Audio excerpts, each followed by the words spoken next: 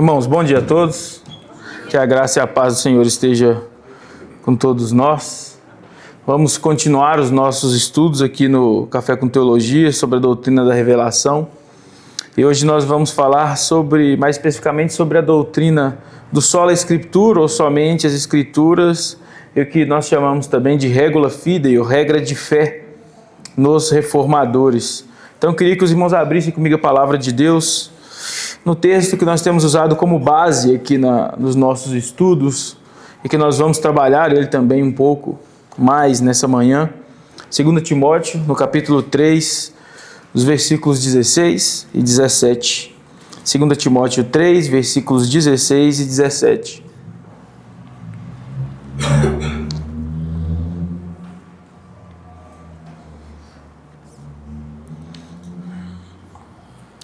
Diz assim a palavra de Deus: toda a Escritura é divinamente inspirada e proveitosa para ensinar, para repreender, para corrigir, para instruir em justiça, para que o homem de Deus seja perfeito e perfeitamente instruído para toda a boa obra. Vamos orar brevemente.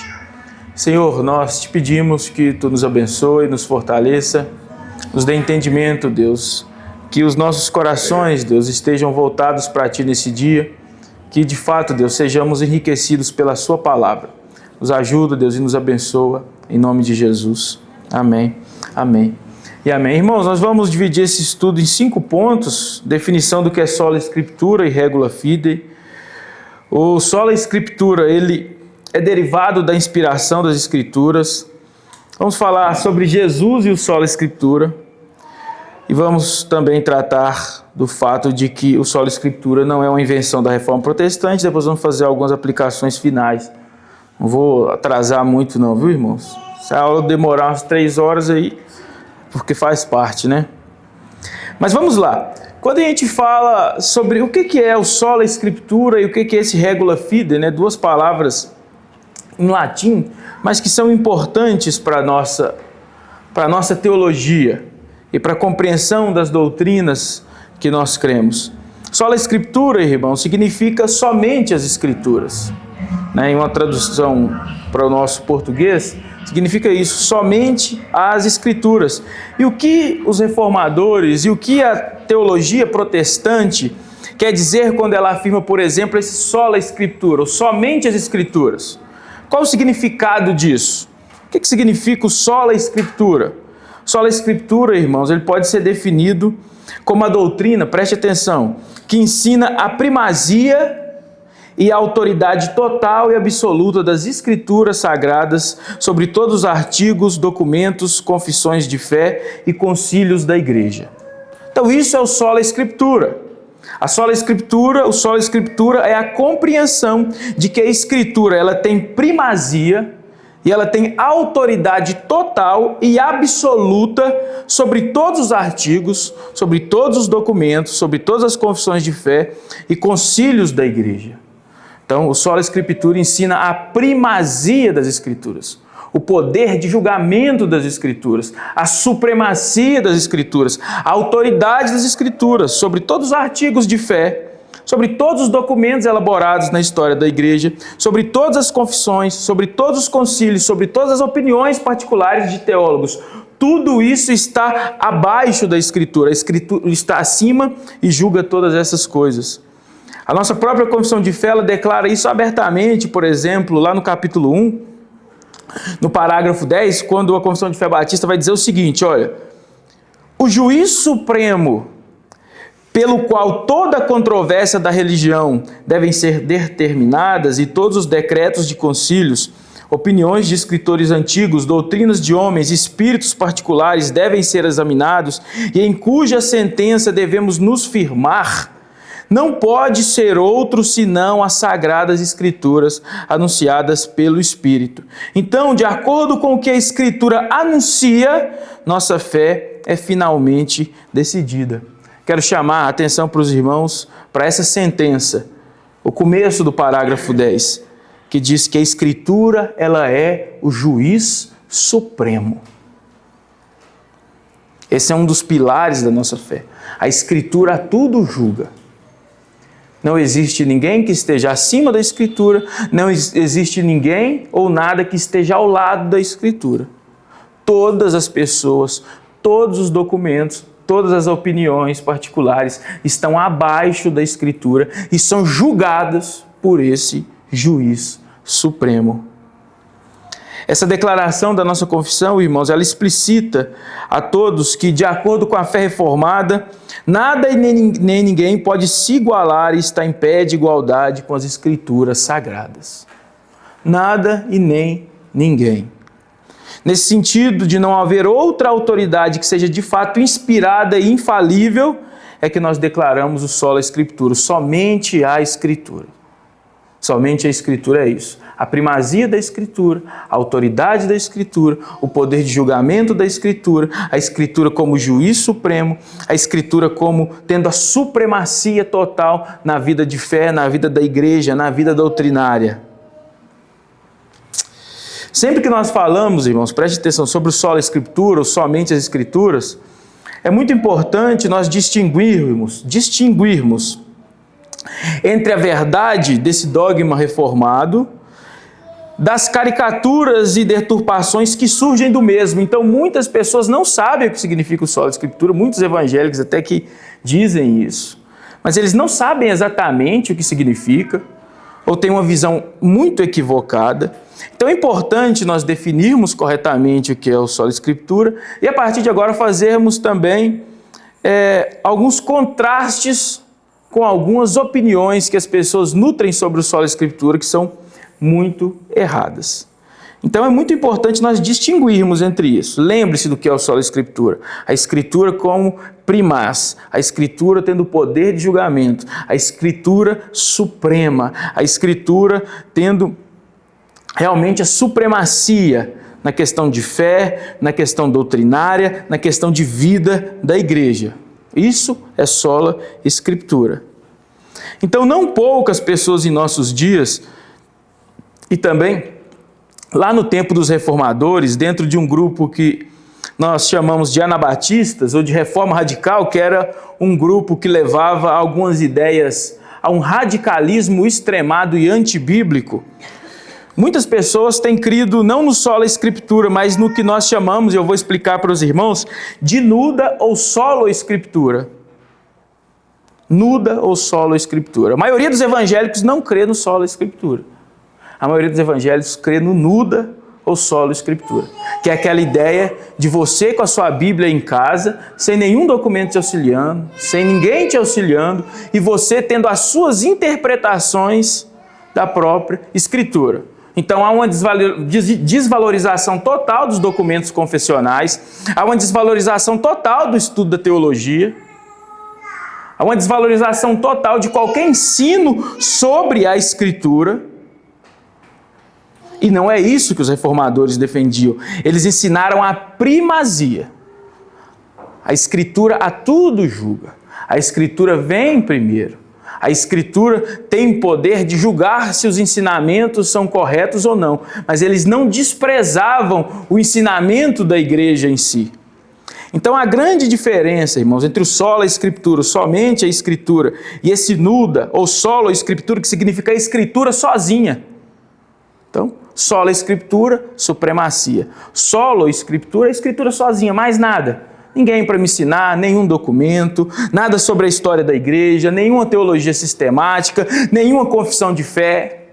Então, você vai ver gente achando que isso é sola Escritura, mas não é. Então, a grande diferença entre essas teses reside no fato de que os proponentes aí da Escritura sozinha defendem não somente que a Escritura tem primazia, é superior e deve julgar todos os outros documentos confessionais e opiniões particulares de mestres da igreja, mas que a Escritura deve ser recebida sozinha ou solo, ou seja, sem nenhum auxílio de documentos da igreja e opiniões humanas. Então, é uma exacerbação das doutrinas que nós estamos ensinando. É uma exacerbação. É um desprezo pelos mestres que a igreja produziu até hoje. É um desprezo pela atuação do próprio Espírito em 2000 anos de igreja. É imaginarmos que a igreja começa em nós, na nossa interpretação particular da Escritura. Então, Então você vai ver pessoas pegando versículos totalmente fora de contextos, coisas que já foram debatidas, redebatidas em concílios da igreja, e tendo opiniões particulares e julgando que são adeptas do sola escritura. Não, porque eu sou sola escritura. Né? Tem um aí que até diz, eu sou o verdadeiro sola escritura. Então, nós precisamos tomar cuidado, porque não é isso que a nossa doutrina defende. A nossa doutrina ensina a primazia, a supremacia, o poder de julgamento, mas nós não desprezamos os 2000 anos de história da igreja, não desprezamos os mestres que o Senhor concedeu à igreja, não desprezamos os documentos confessionais da igreja, mas dizemos que eles não têm a mesma autoridade que as Escrituras. Na contramão de tal pensamento, sola escritura da Reforma valoriza grandemente toda a produção teológica da Igreja de Cristo realizada em sua história. Então você vai ver os reformadores, eles trabalharam muito, eles foram pouco autorais, essa é a verdade. E o sentido da Reforma é justamente esse, não ser necessariamente autoral, porque a Reforma não é uma revolução, a Reforma não é um recomeço. A reforma é uma reforma de alguns pilares que haviam sido perdidos.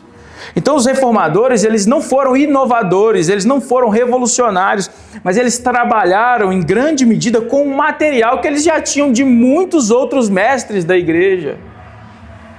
Então, a reforma protestante, ela valoriza esses auxílios que a igreja recebe. Tinha que ser proibido carro de som no domingo, né? Respeitar as igrejas, né? Mas tudo bem. Mas a reforma protestante, ela valoriza essa produção teológica.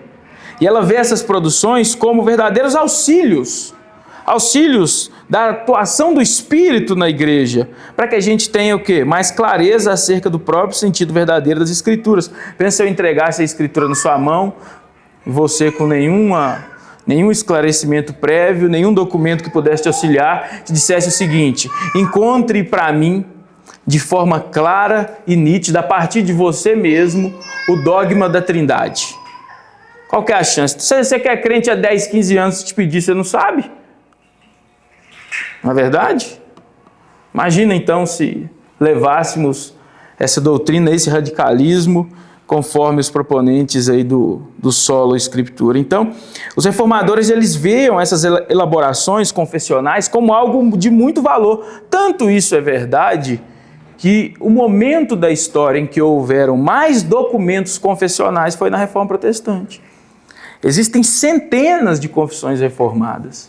Existem centenas. Então, eles viam esses documentos como explicações da Escritura e como auxílios para a compreensão da Escritura. Todavia, sem jamais atribuir a esses mesmos documentos e opiniões peso semelhante ao das Escrituras Sagradas. É aqui que está o ponto.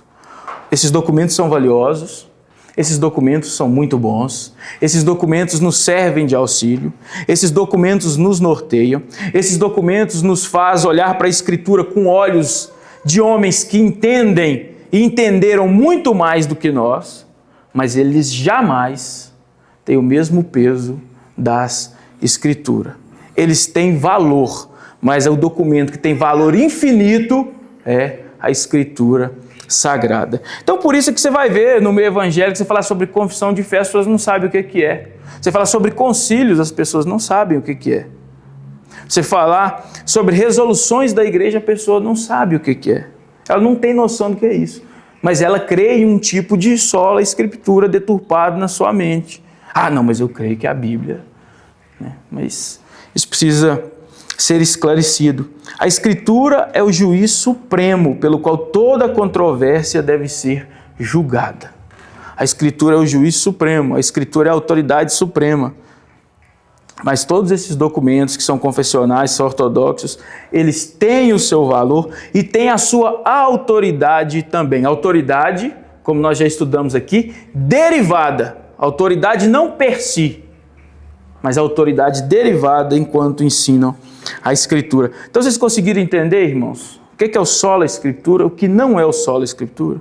Sola Escritura, a primazia das Escrituras, a Escritura com poder de julgamento sobre todos os outros documentos, a supremacia da palavra de Deus. O que não é o Sola Escritura? O Sola Escritura não é o desvalorizar, o desprezar os documentos que a igreja elaborou nos seus 2000 anos, mas é pela Escritura julgar todos esses documentos e entender nesses documentos também a atuação de Deus na iluminação de homens, de mulheres, de cristãos que foram de fato iluminados pelo Espírito para nos explicar a palavra de Deus.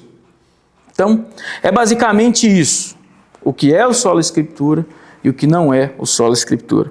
Quando nós falamos do regula fidei, que é a regra de fé, então a Escritura, ela é primaz, ela é suprema, ela é autoridade, portanto, ela é uma regra de fé. Ela é uma regula fidei, ela é uma regra, ela é algo que pode nortear a nossa vida. Essa regula fidei, essa regra de fé, irmãos, é a prática do Sola Escritura, é o desdobramento necessário do Sola Escritura, é o ensino reformado que nos encoraja a encararmos a Escritura não como um livro de proposições abstratas e vazias, mas sim como uma regra de fé e prática, que deve, a todo tempo, ser não somente crida. Então, quando nós falamos da Escritura como regra de fé, como regula fidei, nós não estamos falando só no sentido doutrinário.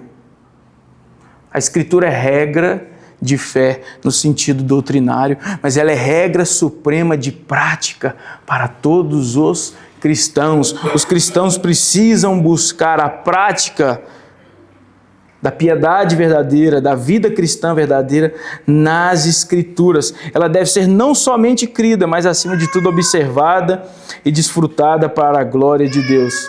Olha o que diz aí o capítulo 1, no parágrafo 1 da nossa confissão de fé. Vai afirmar justamente isso, vai dizer: a Escritura é a única, suficiente, correta e infalível regra de fé, regula fidei, obediência e obediência salvíficos.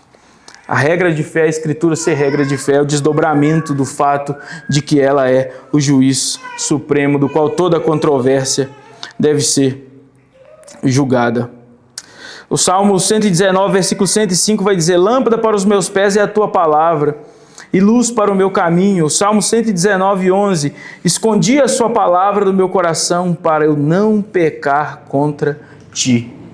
A Escritura precisa ser na nossa vida uma regra de fé doutrinária, mas acima de tudo, uma regra de fé prática. Nós não podemos de forma nenhuma encarar a Escritura como um livro de proposições vazias e abstratas. A Bíblia ensina isso, a Bíblia ensina aquilo. Eu creio que a Escritura fala sobre isso, eu creio que a Escritura fala sobre aquilo, mas isso não norteia a sua vida. Não, a Escritura deve ser como a palavra infalível e inerrante de Deus, a lâmpada para os nossos pés, a luz para os nossos caminhos, e nós precisamos guardar essa regra de fé no nosso coração para que nós não pequemos contra o Senhor. Vamos para o ponto 2. O Sola Escritura, ele é derivado da inspiração das Escrituras. A Escritura, ela tem primazia e pode julgar todos os outros documentos, opiniões de fé, artigos de fé, porque ela é inspirada. Então, assim como os demais atributos da Escritura, por nós já estudados, nós já estudamos aqui a inerrância, já estudamos a infalibilidade, já estudamos sobre a suficiência, já estudamos sobre a clareza. O Sola Escritura, irmãos, também encontra seu fundamento no dogma da inspiração das Escrituras. Todos os temas até aqui por nós tratados são simplesmente o quê? Desdobramentos e implicações necessárias que procedem do fato de a Escritura ter sido soprada por Deus. Então, por que a Escritura é inerrante? A resposta é porque ela é inspirada. Por que a Escritura é infalível? Porque ela é inspirada. Por que a Escritura é suficiente? Porque ela é inspirada. Por que a Escritura é clara? Porque ela é inspirada. Por que a Escritura pode julgar todos os outros documentos e é o juiz supremo pelo qual toda controvérsia deve ser julgada? Porque ela é inspirada. A inspiração das Escrituras é a fonte, o alicerce do qual todas essas outras doutrinas emanam. Entende? Então, a inspiração da Escritura é a base disso tudo. Sendo a Escritura esse produto, não de elucidação humana, mas da vontade divina, conforme nos ensina Pedro, o apóstolo Pedro, lá em 2 Pedro 1, 19, 21, logo ela está acima e é soberana e juiz sobre todo e quaisquer documentos ou opiniões humanas. Preste atenção para isso. O atributo da inspiração divina é exclusivo da palavra de Deus. Por isso, ela pode a todos julgar e por ninguém ser julgada. Qual é o único documento da igreja que tem o atributo da inspiração divina? O sopro de Deus, a Escritura Sagrada. O único, nenhum outro. Não só documentos, nenhum homem, nenhum profeta moderno que diga que fale por Deus, eles não são inspirados por Deus. A inspiração plenária, infalível, está nas Escrituras Sagradas. Somente a Escritura possui o atributo da inspiração. E se a Escritura é o único documento inspirado, e sendo inspirado, inerrante, infalível, suficiente, claro, ele pode ser aquele que é supremo, que a todos julga e que por ninguém pode ser julgado. É aqui que está o ponto da Escritura. A Escritura a tudo julga e nunca é julgada. A Escritura é o juiz supremo. A Escritura nunca está no banco dos réus. A confissão de fé batista pode estar no banco dos réus. A confissão de fé de Westminster pode estar no banco dos réus. Os credos da igreja podem estar sendo analisados pela Escritura. Mas não há ninguém nem nada que possa julgar a palavra de Deus. Então, o sola Escritura, a ideia da Escritura acima de tudo, procede disso, da inspiração. A Escritura ela é singular. Ela é única, não há nada que se compare à Escritura, somente ela é inspirada, somente ela foi dada por esse mover de Deus, somente ela foi soprada por Deus, por isso ela está acima de tudo. Você entende por que a Escritura está acima? Porque ela contém esse atributo que nenhum outro documento tem. Então, se ela está acima, ela julga todas as coisas. E é importante para a gente entender melhor isso, até o desdobramento dessa doutrina, que ele surge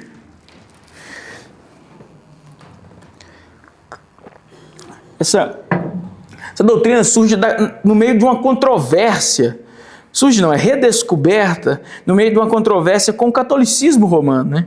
Então é no meio dessas controvérsias com o catolicismo romano que os reformadores, eles redescobrem essa doutrina, voltam a esse primórdio da doutrina verdadeira.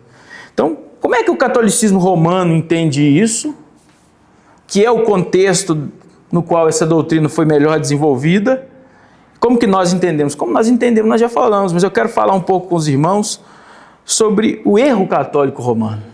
O erro dos romanos quanto à questão do sola Escritura. O romanismo, irmãos, a igreja romana, na contramão desse dogma protestante do sola Escritura, o que a igreja católica ensina? Ensina não que a Escritura tem primazia e pode julgar todas as outras opiniões e documentos humanos, mas sim que a Escritura é uma dentre 3 fontes de autoridade que usufruem de semelhante prestígio. Então a Escritura é uma dentre 3 fontes de autoridade que usufruem de semelhante prestígio. Então, para a igreja de Roma existe uma espécie de tríade, uma tríade, que constitui a autoridade eclesiástica, que é a Escritura. A Escritura dentro da igreja romana é tida como uma grande autoridade. O segundo é a tradição. A tradição são os ensinos que vêm sido desenvolvidos ao longo dos séculos. E o terceiro, o magistério. O magistério é a forma do próprio ensino. É o que a igreja romana entende como o ensino verdadeiro. Então existe um tripé dentro da igreja romana, dessa autoridade primaz: a Escritura, a tradição e o magistério. Além dos ensinos também do Papa, que são chamados de ensino ex cátedra, que ele ensina da cadeira de Pedro e ele se torna infalível nos seus dogmas, mas isso também pode ser colocado dentro do magistério da igreja romana. O grande problema, irmãos, dessa concepção está baseado no fato de que não poucas vezes meras opiniões e tradições humanas acabam invariavelmente se misturando à palavra inspirada de Deus e a contaminando completamente. Esse é o próximo ponto que nós vamos ver Jesus justamente falando sobre isso, quando a palavra de Deus não tem primazia, mas ela é colocada em pé de igualdade com as tradições, o perigo.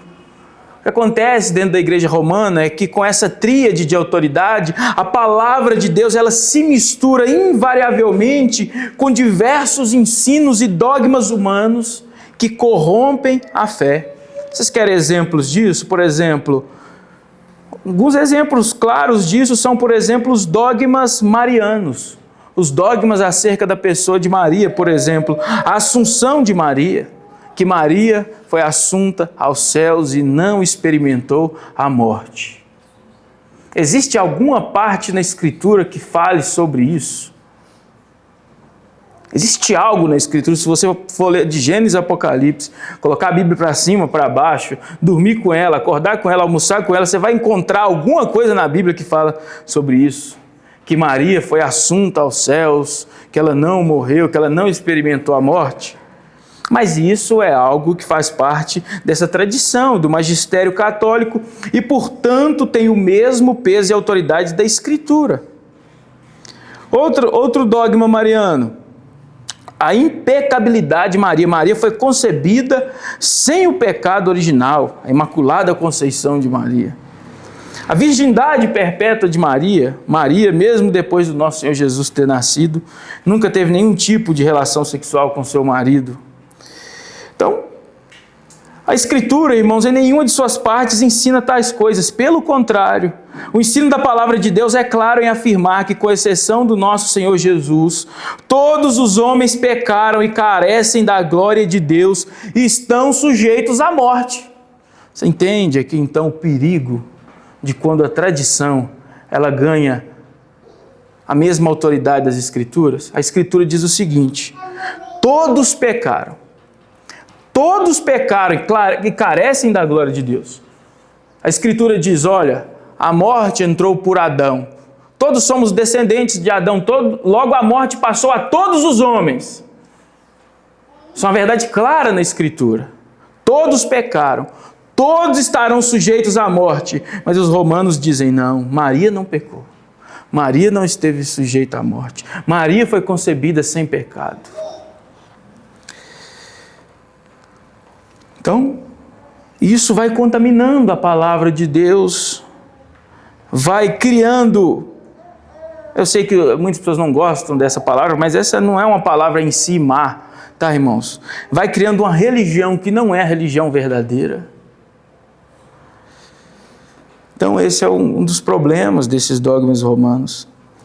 E acontece que, apesar de afirmar essa tríplice autoridade, que é a Escritura, o magistério e a tradição, na prática, a igreja romana acaba fazendo da sua própria tradição e dogmas humanos a sua regula fide, a sua regra de fé, que norteia, julga e governa sobre a própria Escritura, o que é um terrível erro. Por exemplo, nenhum desses ensinos está na Escritura, e não só isso, eles contrariam a Escritura. Então, por mais que os próprios romanos digam que a Escritura goza do mesmo prestígio da tradição e do magistério, nós observamos que a tradição e o magistério, na verdade, é que são regula fides. Eles julgam a Escritura e não são julgados por ela. Então, esse é um ponto complicado. Vamos ao terceiro ponto para a gente avançar. O que Jesus ensinou sobre a primazia da Escritura? O que Jesus ensinou, vamos dizer, sobre o sola Escritura? É claro que isso pode soar um pouco anacrônico, né? Porque essa não era uma palavra que Jesus usou, mas aqui há o claro conceito da primazia e da autoridade suprema das Escrituras no Senhor Jesus. O Senhor Jesus, irmãos, ele ensinou, preste atenção, o O Senhor Jesus ensinou claramente que a Escritura deve ter primazia e poder de julgamento sobre todo e qualquer tipo de tradição humana. Para Cristo, a tradição em si, preste atenção no que eu estou dizendo, para Cristo, a tradição em si não era necessariamente um problema, mas quando a mesma era deslocada para o nível de mandamento divino, a consequência natural era a corrupção da palavra de Deus. Tal fato é claramente demonstrado nos evangelhos, especialmente nos combates entre Cristo e os religiosos da sua época acerca da relação entre a Escritura e a tradição. Então abra comigo agora em Mateus, no capítulo 15, nos versículos 1 ao 6, para que nós possamos observar como Jesus lidava com a Escritura e com a tradição, qual era o lugar para Jesus da Escritura e qual era o lugar da tradição. Mateus, no capítulo 15, os versículos 1 ao 6.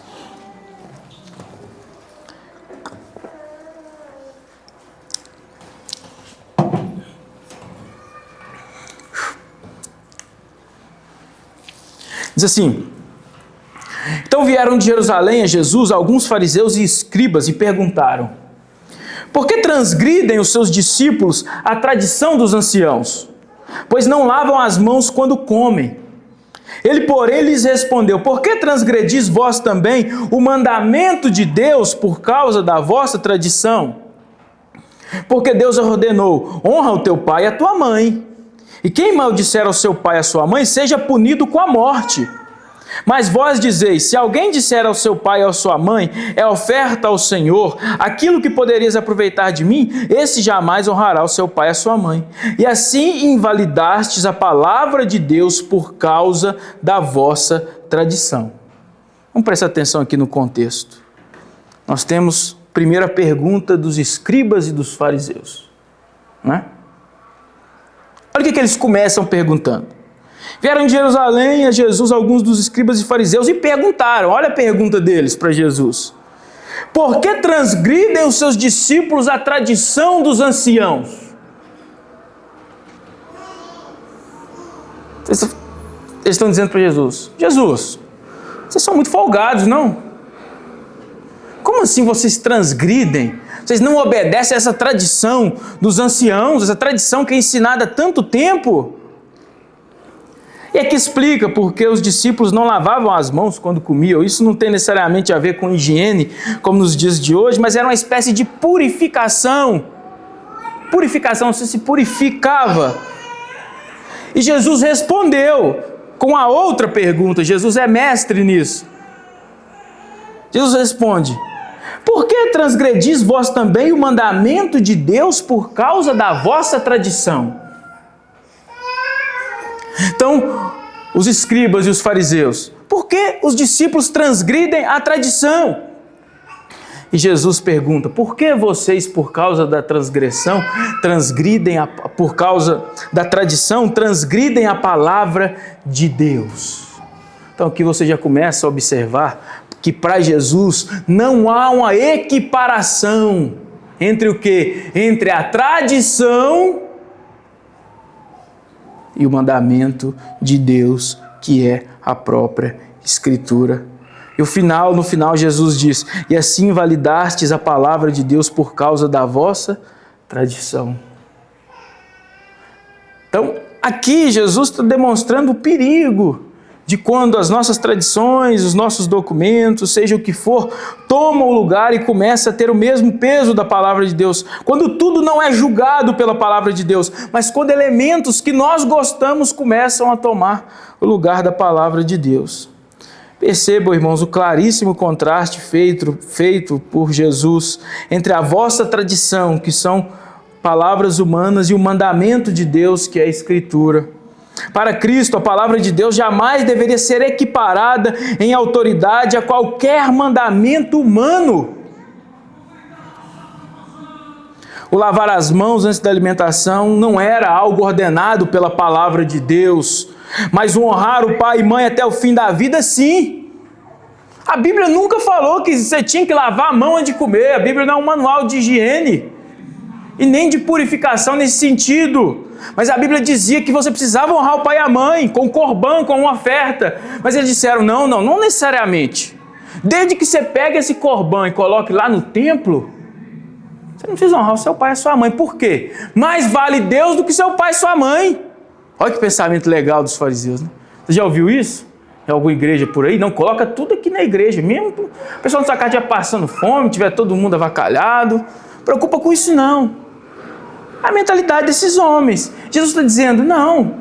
Deus falou, pela sua lei, que quem não honrar o pai e mãe tem que ser punido com a morte.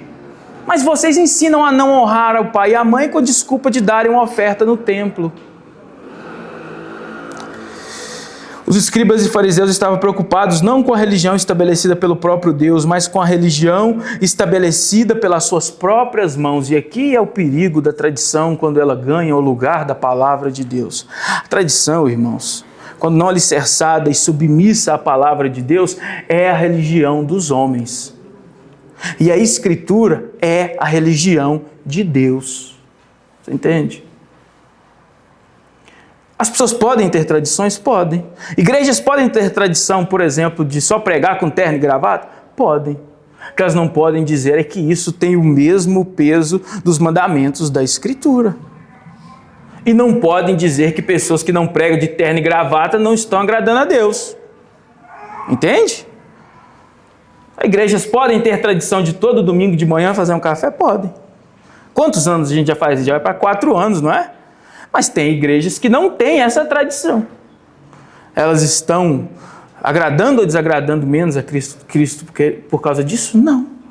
Mas quando as tradições começam a tomar o lugar da Escritura, há corrupção clara. Os fariseus se importavam com as mãos limpas não ordenadas por Deus, mas não davam a mínima para a corrupção avarenta estabelecida por eles mesmos do mandamento de honrar perpetuamente os pais. É aí que está o perigo das tradições humanas. Quando elas ganham peso semelhante, a verdade das Escrituras é sempre corrompida. Para além disso, irmãos, essas tradições se transformam também não em instrumentos de promoção da verdade e da glória divina, que é isso que a tradição deveria ser. Deveria ser instrumentos da promoção da verdade, mas se transformam em fins em si mesmo, ferramentas de estabelecimento, sabe de quê? Jesus vai ensinar isso agora no verso 9. Idolatria. Quando a tradição ganha o lugar da Escritura, os homens se tornam idólatras. Porque Deus não te ordenou obedecer necessariamente tradições, mas Deus te ordenou obedecer a palavra. E quando se serve a Deus por tradições e não pela sua palavra, não é a Deus que estamos servindo, mas às tradições. O Senhor, irmãos, Ele demonstra claramente isso no verso 9. Olha o que Jesus diz no verso 9, do mesmo capítulo 15. Ele vai dizer para esses homens: vocês em vão me adoram. Ou seja, é uma adoração inútil, ensinando doutrinas que são preceitos de homens. Entende? Uma adoração inútil. Uma adoração em vão. Uma adoração idólatra, não ao Deus verdadeiro. É esse o erro, irmãos, que muitos cometem, muitos dentre os evangélicos, com as suas tradições não bíblicas, com seus ensinos não firmados na palavra de Deus, ou até com as suas supostas revelações pelos quais eles guiam as suas vidas, e é o erro também romano. Nós precisamos tomar cuidado com isso quando nós equiparamos as nossas tradições em autoridade à palavra de Deus, porque quando nós equiparamos as nossas tradições com a palavra de Deus, não é ao Deus Trino que nós estamos ensinando nas Escrituras, mas é uma divindade estranha criada pelas mãos e mentes corrompidas pelo pecado. Então, irmãos, a tradição, ela é importante. Eu vou dizer isso de novo. Nós somos parte de uma tradição, nós aqui nessa igreja. Nós fazemos parte de uma tradição reformada, a tradição batista. Tudo isso é ótimo. Mas a nossa tradição nunca pode tomar o lugar da Escritura e começar a julgar a Escritura. É a Escritura que tem que julgar sempre a nossa tradição, para que não caiamos no erro destes homens. Vamos lá. Quarto ponto para a gente ir caminhando para o fim aqui. O sola escritura, essa ideia da escritura tendo primazia e julgando todas as outras coisas, não foi uma invenção da reforma protestante, como eu já disse. Não foram os reformadores que inventaram isso. Conforme nós observamos, irmãos, pelo próprio Senhor Jesus, a supremacia das Escrituras sobre a tradição não foi criada pelos reformadores, mas sim instituída pelo próprio Deus. Essa ideia de que a Escritura tem primazia não é algo criado pelos reformadores. Você vai ver muitos católicos romanos dizendo isso. Não, essa ideia de que a Escritura ela possui uma primazia, ela possui poder de julgamento, que ela julga todas as coisas, isso é uma ideia que foi criada lá no século XVI pelos reformadores. Isso não é uma ideia que existia na igreja, mas nós observamos pela própria Escritura que o Senhor Jesus ensinava a supremacia das Escrituras. Então, agora no ponto 4, nós vamos trazer algumas citações de alguns pais da igreja lá dos primeiros séculos, século II, século III, século IV, século V, ensinando já essa doutrina da primazia das Escrituras. Então, por exemplo, nós temos um autor muito importante chamado Irineu. Lá no seu livro Contra as Heresias, no século II, ele vai dizer o seguinte, preste atenção. De nada mais temos aprendido o plano da nossa salvação, senão daqueles através de quem o Evangelho nos chegou, o qual eles pregaram inicialmente em público, e em tempos mais recentes, pela vontade de Deus, nos foi legado por eles, está falando dos apóstolos, nas Escrituras, para que estas Escrituras sejam o fundamento e o pilar da nossa fé. Primeiro, houve essa pregação, esse ensino oral público dos apóstolos. Quando os apóstolos foram morrendo, esse ensino oral foi se perdendo, e o que restou para a igreja foram as Escrituras redigidas pelos próprios apóstolos. É o que ele diz. E em tempos recentes, pela vontade de Deus, nos foi legado por eles, ou seja, foi o legado dos apóstolos, foi a Escritura. Ele ensina o que ele cria sobre a Escritura, para que sejam o fundamento e o pilar da nossa fé. Outro pai da igreja muito importante, chamado Tertuliano, ele vai dizer em uma das suas obras: certamente nem mesmo essas coisas poderiam ter sido acreditadas, mesmo a respeito do Filho de Deus, a menos que nos tivessem sido ensinadas nas Escrituras. Então ele está dizendo o seguinte: eu creio em Cristo, porque eu consigo olhar para a Escritura e encontrá-lo. Eu consigo olhar para o Antigo Testamento e ver Cristo. Eu creio nisso porque a Escritura diz. Quantas vezes você já viu as pessoas dizendo: não, eu creio nisso porque a igreja disse assim, porque tal pessoa disse assim, porque tal... Mas ele está dizendo: não, a minha fé está firmada nas Escrituras. Uma historiadora muito importante, quando ela se debruça sobre as obras desses homens, ela vai dizer o seguinte sobre Tertuliano e Irineu: para Tertuliano, a Escritura é o único meio para refutar ou validar uma doutrina quanto ao seu conteúdo. Para Irineu, a doutrina da igreja certamente nunca é meramente tradicional. Ao contrário, a noção de que poderia haver alguma verdade transmitida exclusiva de viva voz oralmente é a linha de pensamento gnóstica. Se Irineu quer provar a veracidade de uma doutrina materialmente, ele recorre à Escritura, porquanto através dela o ensino dos apóstolos está objetivamente acessível. A prova da tradição e da Escritura serve para o mesmo fim: identificar o ensino da igreja com o ensino apostólico original. Um outro homem, Cirilo de Jerusalém, vai dizer o seguinte, lá do século IV, falando para os seus alunos: não acreditem em mim porque eu vos digo essas coisas, a menos que recebam das Sagradas Escrituras a prova de que vos é apresentado.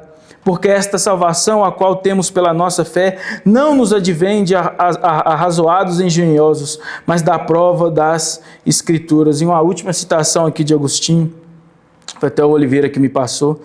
Agostinho diz o seguinte: Se alguém pregar, seja com referência a Cristo ou a sua igreja, ou a qualquer outro assunto que se refira à nossa fé e vida, não direi se nós, mas se sim o que Paulo acrescenta, se um anjo vindo do céu pregar qualquer coisa além do que recebeste pela Escritura sobre a lei e os evangelhos, que seja anátema. Então, nós observamos, irmãos, que existia uma clara doutrina da primazia das Escrituras. Eu não estou dizendo necessariamente que não houveram refinos dessa doutrina. Eu não estou dizendo que na Reforma Protestante não houve aprofundamento dessa doutrina. O que eu estou dizendo é que essa doutrina já estava presente, sim, nos primeiros pais da igreja. A ideia de que a Escritura a tudo deve julgar e de que ninguém pode julgá-la. Esses são apenas alguns exemplos claros, irmãos, do quanto a igreja primitiva, ao contrário do romanismo, nunca sustentou que qualquer autoridade estivesse de pé em igualdade com a Escritura ou pudesse contradizê-la. Para os pais da igreja, a Escritura era regula fidei máxima. Máxima. Conseguiram compreender aí, irmãos? Não? Ninguém? Quero caminhar para o fim, fazer algumas aplicações para nós aqui dessa aula. Quero perguntar para todos os irmãos, qual tem sido a nossa regra de fé, irmãos? Você parou para pensar, qual que é a regra de fé da sua vida?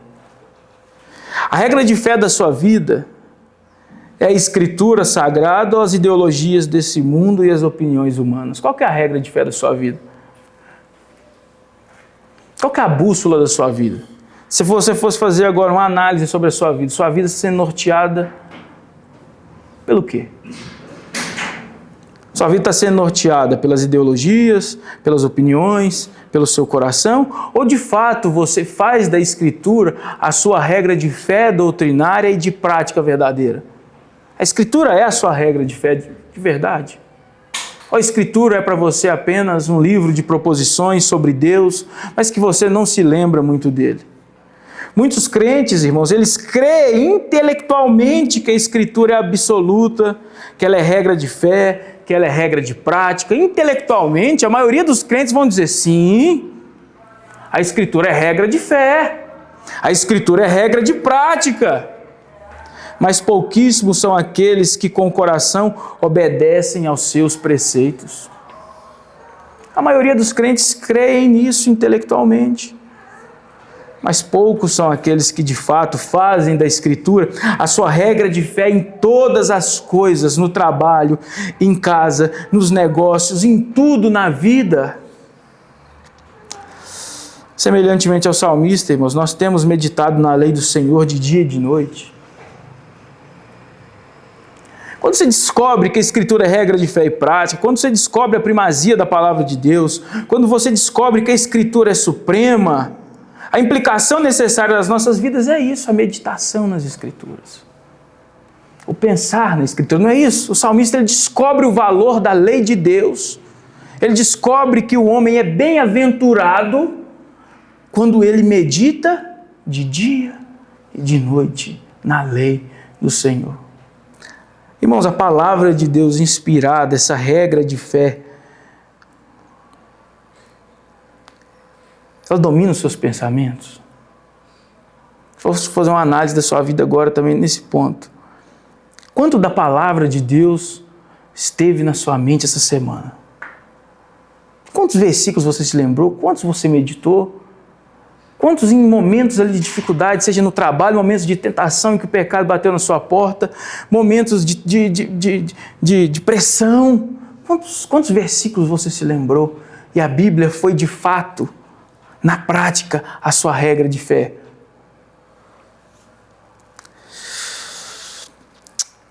Nós temos feito também da palavra de Deus, dessa regra de fé, o deleite da nossa vida, a alegria.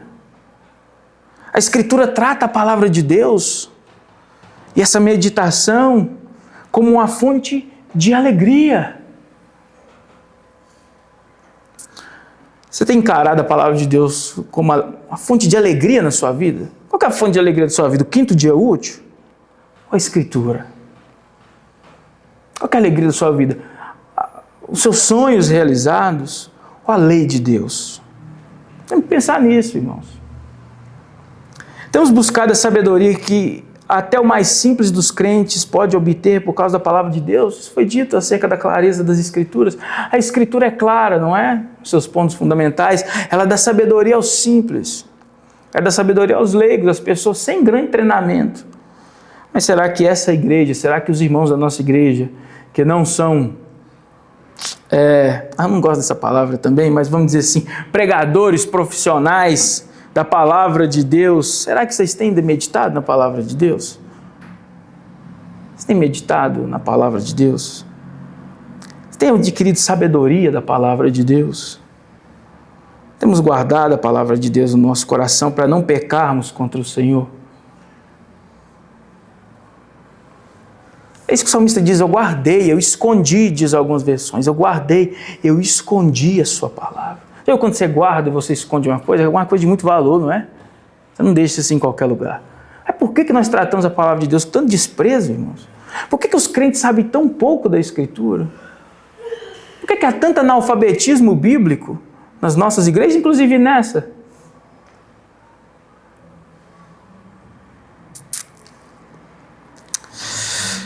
O Espírito Santo nos ajude, irmãos. Minha grande preocupação é que vocês entendam a doutrina, mas nunca estejam dispostos a vivê-la.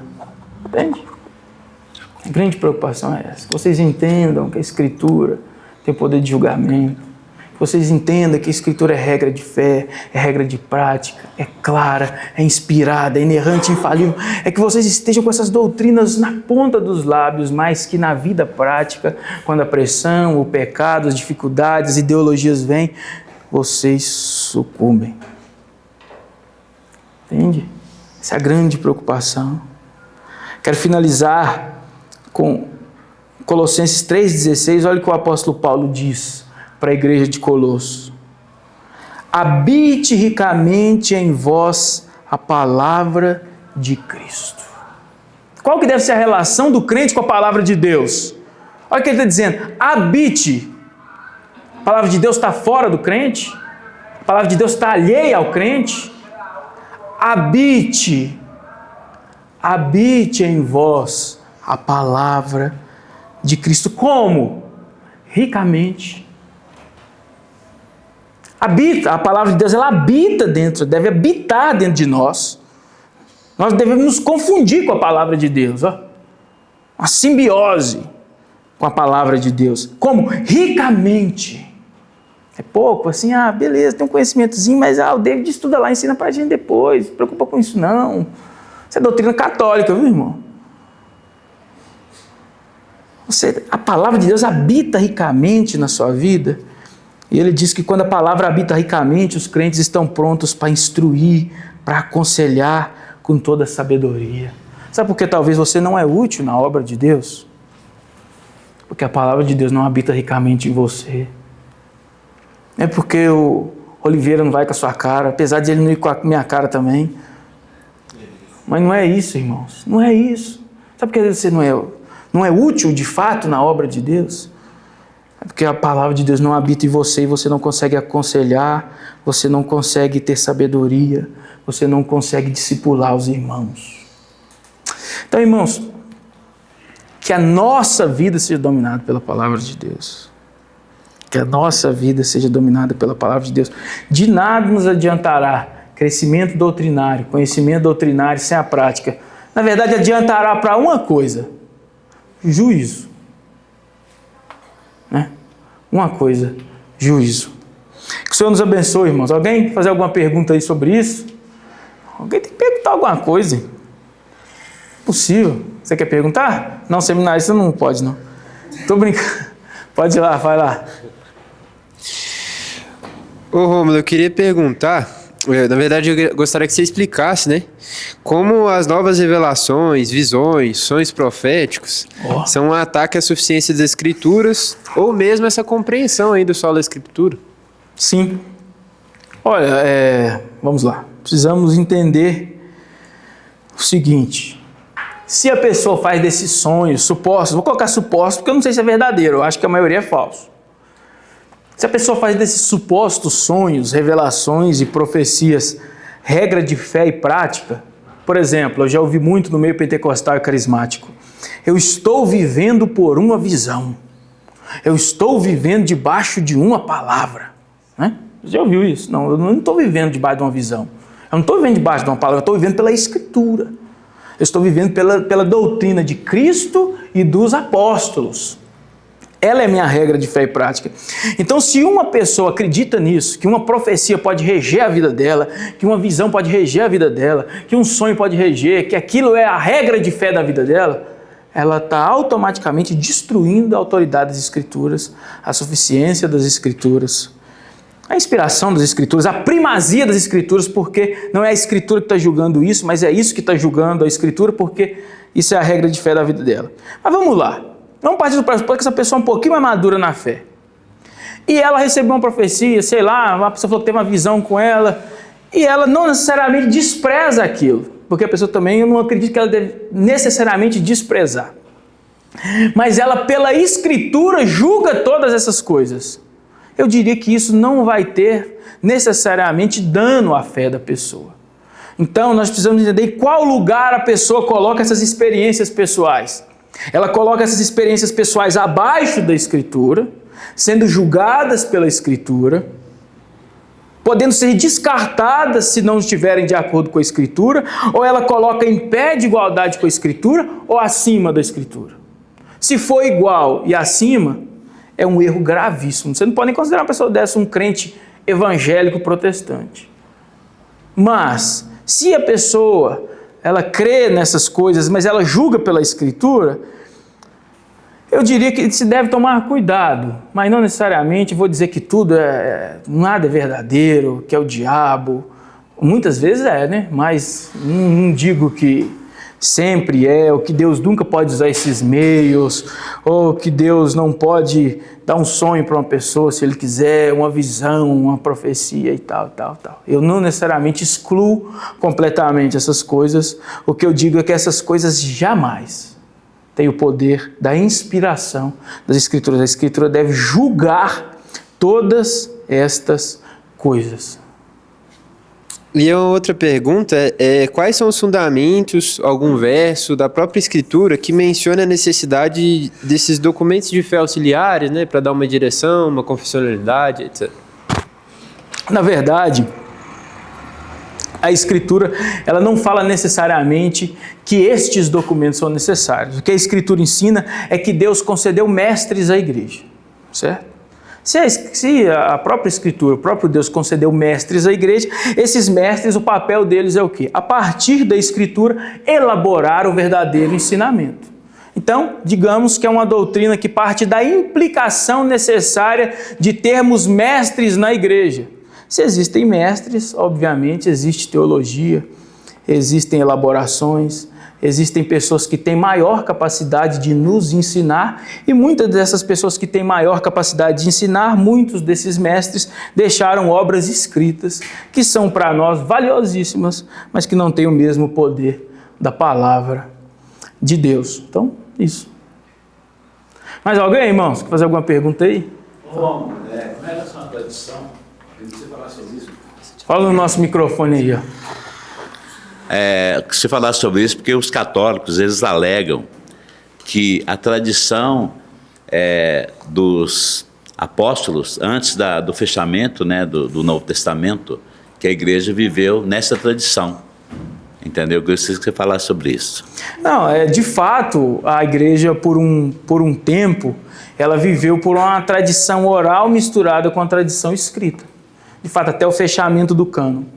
O que acontece, o que nós afirmamos, e nós protestantes não temos dificuldade com a tradição oral também, o que nós dizemos é que a tradição oral dos apóstolos jamais contraditaria o escrito dos apóstolos. Sabe por quê? Porque os apóstolos não eram esquizofrênicos.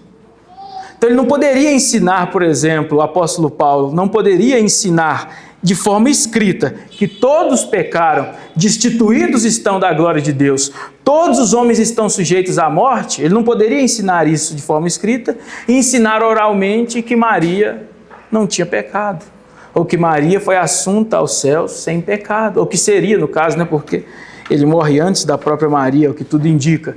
Então, de fato, isso ocorreu. Mas a verdade é que esse próprio ensino oral que permaneceu por um tempo na igreja, nós não temos firmeza nele. O que é esse ensino oral? Aonde ele está? E acima de tudo, nós dizemos, como a própria nossa confissão de fé diz, Deus, para a preservação da verdade, nos deu a Escritura. É nela que nós temos firmeza. O ensino oral que houve, de fato, ali na igreja, ele, com o tempo, nós dizemos que a sua veracidade se perdeu. Se perdeu. E, de toda forma, aquele ensino oral que existia, ele, como era um ensino necessariamente apostólico, ele em nada contraditaria, por exemplo, o que João disse nas suas epístolas, ou que João disse, ou que Pedro disse, né?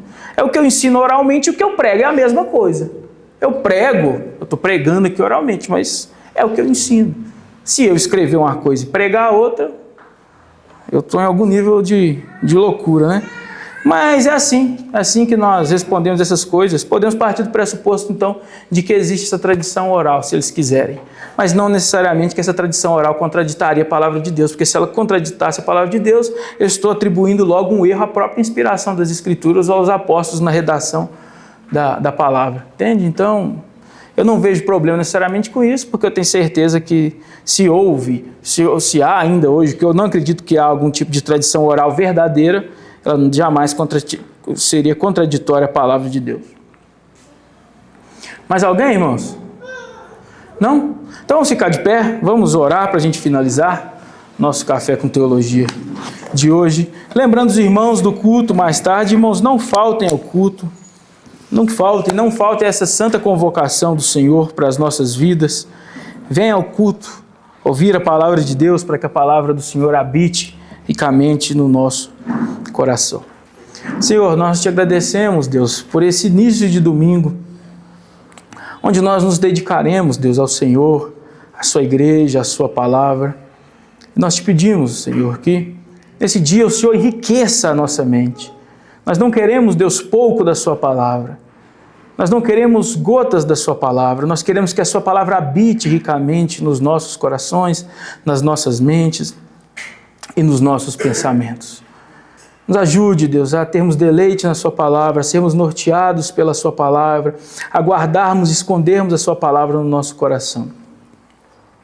E que tudo isso, Deus, que temos estudado sobre a Escritura, sirva para que nós vivamos vidas mais santas, vidas mais piedosas, vidas cheias do Espírito e que glorificam o seu nome. Nos abençoe nesse dia, Deus, nos preserve, mais à noite nos dê um culto cheio do Espírito, cheio da sua graça, cheio da sua palavra, Deus, para a glória do seu nome. Amém. Amém. E amém. É isso aí, irmãos. Até mais tarde, se o Senhor nos permitir chegar lá.